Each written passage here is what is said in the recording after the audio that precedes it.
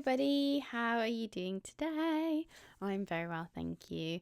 I have just got back from a little trip to Copenhagen. I always say Hagen, but it's probably Copenhagen. And obviously I had to take my little traveler's notebook with me. I took the passport size traveler's notebook. And I only took one pen with me as well, can you believe it?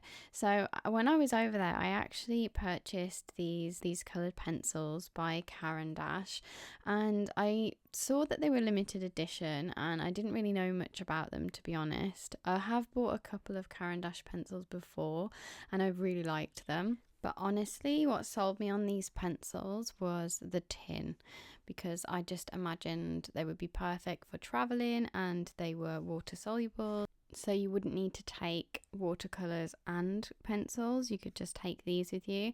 And also I thought they were really good value for money. So as you can see, they're bicolor. So you get two colors in one pencil. And I really did think, like, how often do you actually finish a colored pencil? Like, how often do you actually go all the way down? Like, hardly ever. So I thought it was really good value for money.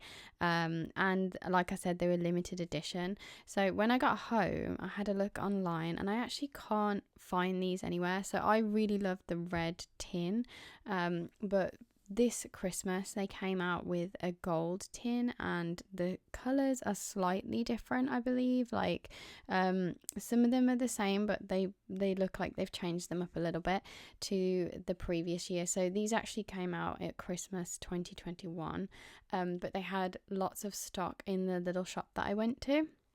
I went to a little shop called Viking, which is in the center of Copenhagen. So yeah, and I really like them. So at the time I didn't use them while I was away. I really wanted to sit and test them out properly, so I actually just did all this journaling when I got home. But as you can see, I did the outline with my pen and I wrote what we did each day, and then I'm just using the colour pencils to fill in any of the colours, obviously.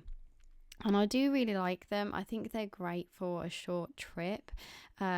Just like this one would be perfect. So before using them, I actually did test them all out on a piece of watercolor paper. And they are very light, like wash, I would say. They're obviously not going to give you as much pigment as if you're using an actual watercolor, but I do really like them for ease. It means that, like I said, you don't have to travel with a little, like a watercolor palette, as well as like other crayons. And I really like taking colored pencils with me, but they just tend to take up a lot of space, so this kind of solves that problem for me. A few of the colors I really wasn't too keen on though. So the colors don't actually have color names on them. It just literally says Bicolor and then it has the number 999 on it, on every single pencil. So I'm not sure of the color names and things like that, but there's a red pencil which has red and green on it, and the green on that pencil, the dark green, it's just not very good. Like, even as a colored pencil, I just didn't see much payoff, and when I added the water, it just didn't seem to do anything. It was really weird. The rest seemed to be fine, and I really like the white as well. I was mixing the white with some of the colours and getting a really nice pastel effect as well, which was nice. So I don't know how you like to use watercolour pencils, but I tend to put the colour on first and then use the water after. I know some people dip the pencil in water, and also you can add the water to the paper first and then colour in over, but I like to add the water after. I also love the effect that it had on this candle. As you can see, I put the colour on, and then when I added the water, it just blended out so lovely. In fact, that particular pencil, the yellow and the orange one, it blends so lovely. I did also like a rainbow across the top of my page, and they seem to blend really nicely together, so I did like that. Obviously, if you're bothered by the fact that when you put the water on there, you will be able to see some of the original pencil line underneath, that doesn't bother me. I quite like the look of that. It kind of makes it look hand drawn, which I like. But if that bothers you, then just keep that in mind. You will, like, if you put the pencil on first and then you add the water, you will be able to see the pencil line. So keep that in mind.